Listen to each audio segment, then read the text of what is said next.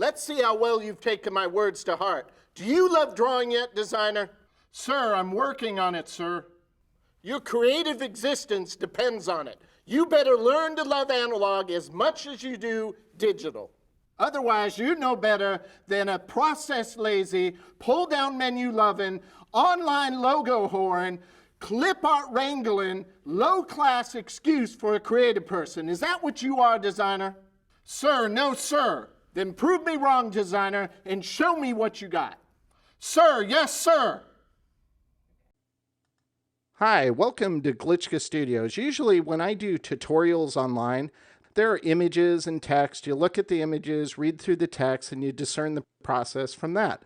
Well, I've never done that in video form, so I'm going to take you through a recent personal illustration project from concept sketch all the way to final, just so you can kind of get an understanding of how I work and how you could possibly work. This is my pencil sketch. I was watching the movie Fargo, and Steve Buscemi's forehead inspired me, believe it or not, and I started drawing this. It's just a simple little pencil drawing, and I drew half of it. It's symmetric. I'm going to flip it, scan it in, so that's where it started, right there, a pencil sketch. From that point, I sketched this, well scanned in the sketch in Photoshop, cloned it together, welded it together, I should say, and when I looked at it, I said, you know what? He'd look cool with the third eye. So I added the third eye, scanned it back in, and came up with this and printed it out. Now this is all one sheet.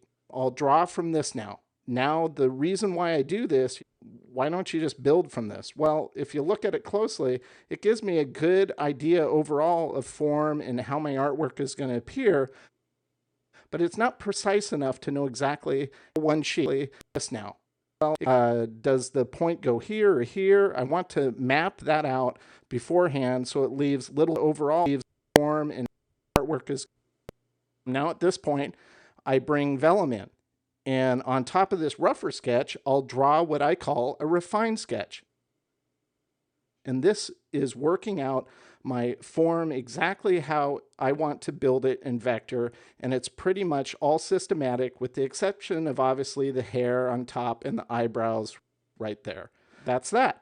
This is the genre and style that I'll be working in. I love this kind of shading where it's this tiger tooth effect, and so this is my stylistic reference of another illustration I did that I'm going to carry through on this one, but even push it a little further in terms of this kind of shading. This is my core base vector shapes in black and white, and I print this out at this point and I scrutinize it. I art direct myself essentially, and it's always good to art direct yourself because it leaves less opportunity for a client to art direct it and read into it more than what they really should. So I really scrutinize it at this point. I print it out and I realize it's not dark enough under his cheeks, it's too light, so I'm going to fix that. And the other little details that I just mark up on this printout, and using this as my guide, I go back to my vector file and refine those. I print it out again, and after I do that, I still notice that it still needs some work, so it's a continuing process of refinement. I print it out again, and bing, I have my base vector shapes. Now I can start exploring in color. And so I never think about color until this stage. I'm only concerned about its shape and form at this point, and now that I have that locked in, I can now play with my color. Here's a color exploration. Now, I was looking at this guy and going, okay, is he a mutant? Is he an alien hybrid? Is he a monster? What is he? Well, the fun part is I don't know. It can be whatever you want it to be. But the fact is, he does have 3 eyes, so I felt that it was warranted not to color him flesh tone. So I decided on green and gold for pupils, and this is where I began moving forward on exploring different color options.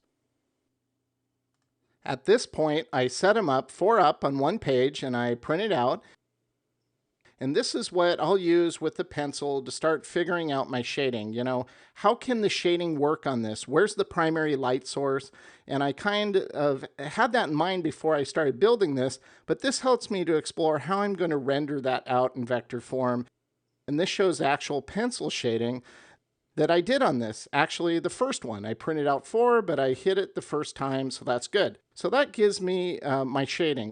This shows a larger blow up of my drawing. I'll use that now, scan it back in. I drew it at 50%, but I'll blow it up 200%, place it into my vector program, and use this as my guide to build my vector shapes. And after I do that, I end up with this. So you can see the illustration is starting to breathe some life and dimension into it with the shading added, and that's good. Now I'll print it out again. My process is both digital and analog. I go back and forth from digital back to analog, figure out what I call my deep shadows here. These are the secondary shadows that are darker than the primary shadows, and my highlights, and that's what I'm doing here, highlight and shadow. I then scan this in once again, and I'm going to build that in vector form. And I get to this stage. So you really see it starting to come to life now, and all these highlights and shadows. But it's at this point that I feel the hair is too flat and black. I need to bring some life into that, so I add this highlighting in.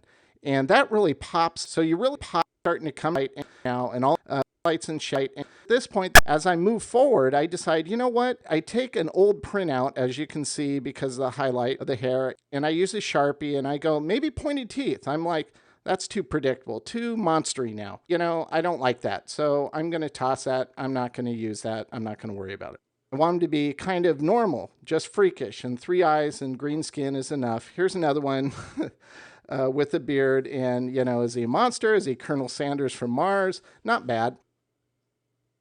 Here's another one where I'm looking at it again, this after a couple days actually, and thinking, you know, I need to bring some secondary lighting sources into his hair. The hair on the sides of the head is still too flat. So that's what I did.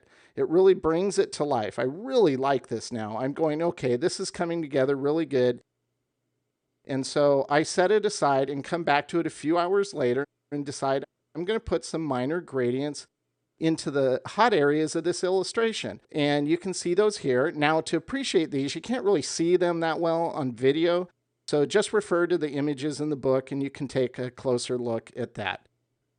And this is the final art print where I nested it with the nice halftone burst in the background.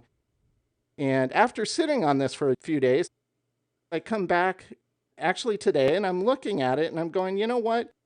He's freakish because he has 3 eyes, he has green skin, he's strange enough just with that. I don't like the gold eyes. I think it's not needed. Frankly, I don't think it's captivating as another color. So once again, I go back and I change them to a new color. I change them to blue. And I really like this now. I think this is much stronger. I also added some nice detailing in the teeth. You can't really see that on video. Look at the book.